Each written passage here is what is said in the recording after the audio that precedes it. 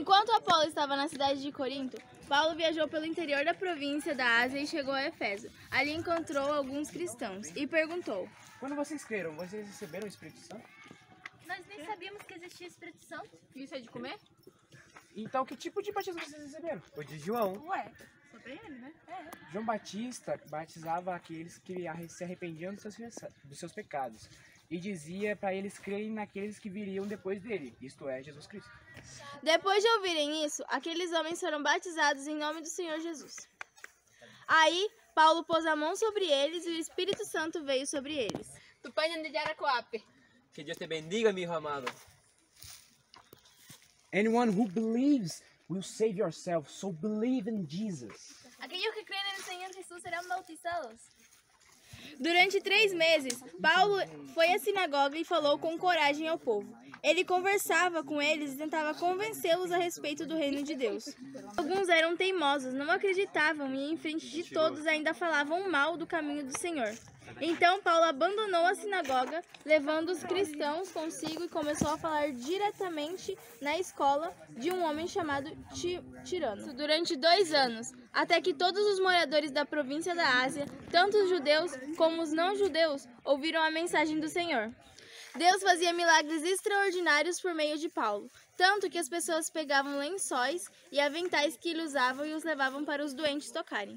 E quando estes tocavam neles, ficavam curados, e outras pessoas saíam de espíritos maus. Alguns judeus que andavam de um lugar para o outro, expulsando espíritos maus, quiseram usar também o nome do Senhor Jesus para expulsar os espíritos maus. Sai desse corpo! Sai desse corpo! Não te pertence! Os homens que faziam isso eram 7 filhos de um judeu chamado Seva, que era um grande sacerdote. Mas certa vez um espírito mau disse a eles: Eu conheço Jesus e eu conheço Paulo, mas quem são vocês? Sai desse corpo, demônio! Então o homem que estava dominado pelo espírito mau os atacou e bateu neles com tanta violência que eles fugiram daquela casa feridos com roupas rasgadas. E todos os que moravam em Éfeso, judeus e não-judeus, souberam disso. Eles ficaram com muito medo e o nome do Senhor Jesus se tornou mais respeitado ainda. Então muitos dos que creram vinham e confessavam publicamente as coisas más que haviam feito. E muitos daqueles que praticavam feitiçarias ajuntaram os seus livros e os trouxeram para queimar diante de todos. Quando calcularam o preço dos livros queimados, o total chegou a 50.000 moedas de prata. Assim, de maneira poderosa, a mensagem do Senhor era anunciada e se espalhava cada vez mais. Depois desses acontecimentos, Paulo resolveu passar pelas províncias da Macedônia e de Acaia e ir até Jerusalém. Ele dizia: Depois de eu ir a Jerusalém, eu preciso ir a Roma. Então Paulo enviou para a Macedônia 2 de seus ajudantes, Timóteo e Erasto. Mas ele ficou mais algum tempo na província da Ásia. Foi nessa ocasião que houve na cidade de Éfeso uma grande desordem por causa do caminho do Senhor Jesus.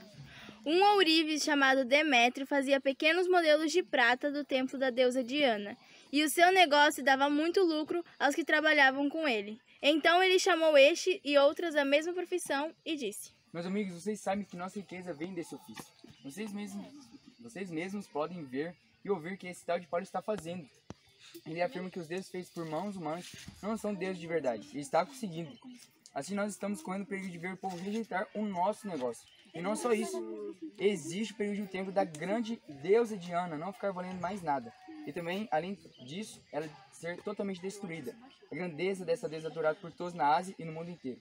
E quando a multidão ouviu isso, ficou furiosa e começou a gritar: Viva a grande Diana dos Efésios! Viva a grande Diana dos Efésios! E a confusão se espalhou por toda a cidade. A multidão agarrou Gaio e Aristarco, 2 macedônios que viajavam com Paulo, e os arrastou até o teatro.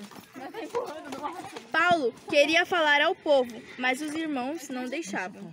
Alguns altos funcionários daquela província, que eram amigos de Paulo, mandaram a ele um recado pedindo que não fosse ao teatro. Naquela altura dos acontecimentos, a multidão que se achava no teatro estava em completa desordem. Uns gritavam uma coisa e outros gritavam outra, pois a maioria nem sabia por que estava ali. Algumas pessoas ficaram pensando que Alexandre era o culpado, pois os judeus o obrigaram a ir e ficar lá na frente. Aí Alexandre fez um sinal com a mão e tentou falar para ele se defender diante do povo. Mas quando perceberam que ele era judeu, ficaram gritando, todos juntos, a mesma coisa durante 2 horas. Viva a grande Diana dos Efésios! Viva a grande Diana dos Efésios! Finalmente, o secretário da prefeitura da cidade conseguiu acalmar o povo. Ele disse o seguinte: Cidadãos de Éfeso, todos sabem que nessa cidade a gente adora a grande Diana e a pedra que caiu do céu. Ninguém pode negar isso. Assim, fiquem calmos e não façam nada sem pensar bem. Vocês trouxeram aqui estes homens que não fizeram nada. Eles não assaltaram o templo e nem ofenderam a nossa deusa. Se Demétrio e seus ajudantes têm alguma acusação contra alguém, eles podem apresentar suas acusações no tribunal, pois isso será no dia certo das reuniões. E também existem os governantes. Porém, se vocês querem mais alguma coisa, isso será tratado na reunião do povo, como convocada da lei. Pois ocorremos risco de sermos acusados de revolta. E se levar isso para alguém maior, não temos jeito de negar isso. Depois de dizer essas palavras, ele terminou a reunião. Quando acabou a confusão, Paulo mandou chamar os irmãos e falou com eles para animá-los. Então se despediu deles e foi para a província de Macedônia. Chegando à cidade de Éfeso, Paulo pergunta para os cristãos, se eles foram batizados e se eles conheciam o Espírito Santo. Eles disseram que não, que conheciam o batismo de João antes de Jesus ter vindo. E assim Paulo os batiza em nome do Pai, do Filho e do Espírito Santo. E eles recebem o poder do Espírito Santo e saem pregando cada um na sua própria língua. Entendia o que eles falavam, por isso eles falavam em línguas estrangeiras. E as pessoas os entendiam. E assim o evangelho se multiplicou e muitas pessoas se converteram. Mas apareceu ali também os filhos de Seva. Os filhos de Seva, eles queriam ser amigos de Paulo para fazer milagres. Eles queriam só se aparecer. Sabe, hoje em dia também, às vezes tem pessoas que querem só se aparecer, só chamar a atenção para si. Mas aqueles homens não queriam fazer os milagres com o poder de Deus. Tanto é que os demônios desmascararam eles. Sabe, depois disso que converteram muita gente, eles foram para outra cidade. Lá em Éfeso, havia um ourives chamado Demétrio, e ele convocou a multidão porque ele estava preocupado que muita gente deixou de adorar os ídolos para adorar a Deus. E assim, as pessoas não queriam mais comprar os ídolos que ele fazia. Eles juntaram todos os seus livros de feitiçaria, de bruxaria, de coisas que os afastavam de Deus e fizeram uma grande fogueira. Diz que aqueles livros valiam milhões, naquela época livros eram caros, né? Sabe, essa história faz a gente refletir um pouco. Quanta coisa pode ter na nossa casa que nos afasta de Deus?